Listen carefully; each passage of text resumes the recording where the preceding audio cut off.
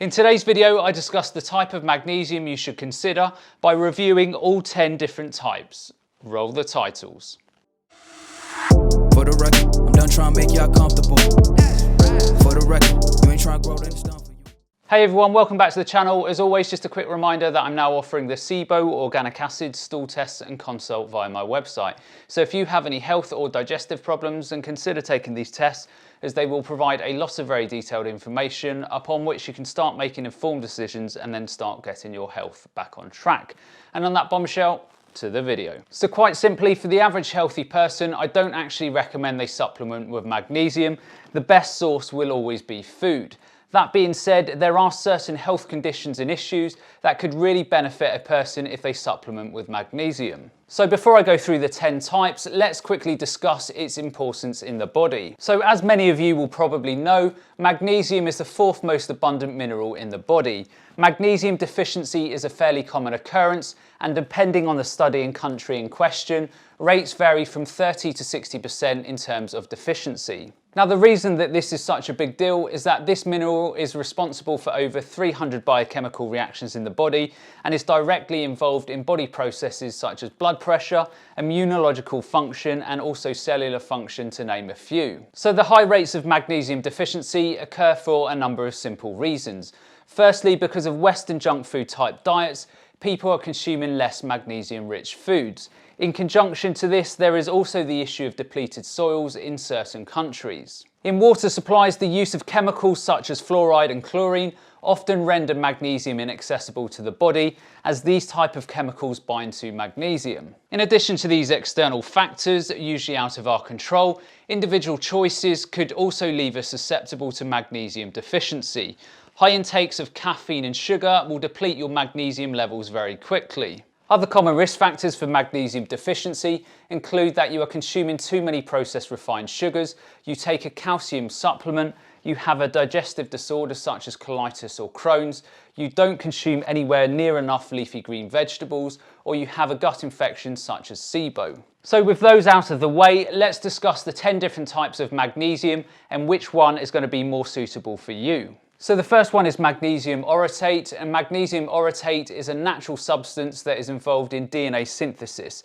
And for people with chronic loose stools, this type of magnesium may be a better choice, as it doesn't include laxative effects like other forms of magnesium. There is also limited evidence that this form of magnesium can help promote heart efficiencies, as orotic acid, which is found in magnesium orotate, plays a fairly unique role in the heart's energy production. As a result, magnesium orotate is often a go-to for many competitive athletes. The big drawback of this form of magnesium is that it's fairly expensive compared to the other forms, and based on very limited scientific evidence, the benefits for many are not justified by the cost. Number 2 is magnesium glycinate, and this form is produced when elemental magnesium and the amino acid glycine are combined. For many without digestive issues, magnesium glycinate can be easily absorbed, and again, while there is limited evidence to support its use in anxiety and depression, many people report a very calming effect when taking it. More studies are clearly needed,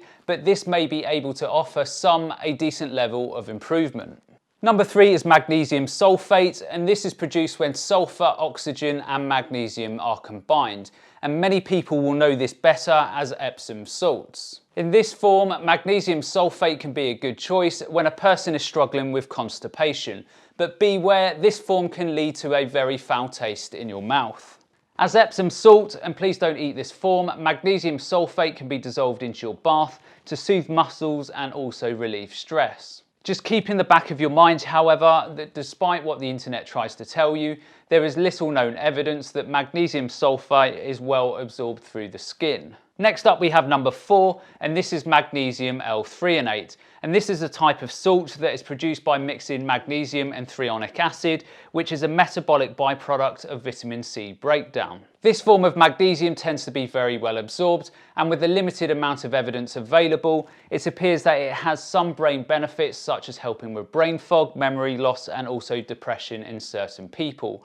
Again, much more research is needed. Number 5, and we have magnesium taurate. This is produced by combining magnesium and the amino acid taurine. There are a number of studies that appear to show that this form of magnesium can be useful for helping maintain good blood sugar levels as well as supporting healthy blood pressure. Number 6 is magnesium malate. Magnesium malate includes malic acid, which is an acid found in many different fruits and vegetables. This is another form of magnesium that is very easily absorbed.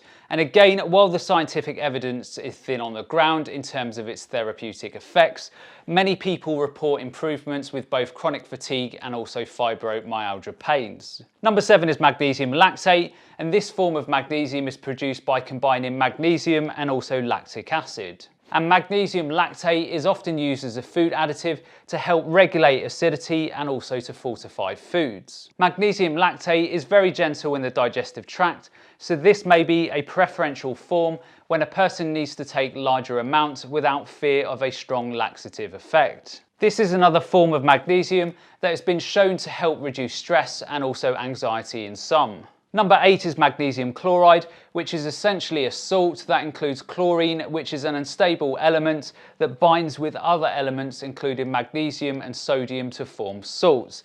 This form of magnesium is often added to topical creams and ointments to help soothe and relax aching muscles. Number 9 is magnesium oxide, and this is not a form of magnesium you want to be taking with digestive issues or if you want to treat a deficiency, as magnesium oxide can be very difficult to absorb into the body. Magnesium oxide is used by many people to help relieve symptoms associated with things like constipation, heartburn and also indigestion.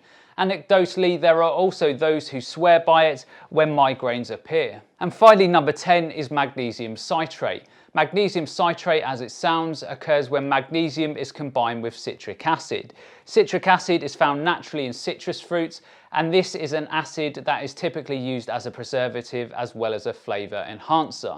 Magnesium citrate is one of the most common forms of magnesium that you will find in supplement form. It is also one of the most bioavailable forms of magnesium and can be absorbed very easily. So if you have a magnesium deficiency, then this is one of the better types to take, and it is also one of the best types of magnesium to assist with constipation due to its laxative effect. For many, this form of magnesium will also have a very calming effect in the body. Anyhow, that's the end of today's video. I hope you all enjoyed, and as always, remember to look after your body because it's the only place you have to live, and I'll see you next time.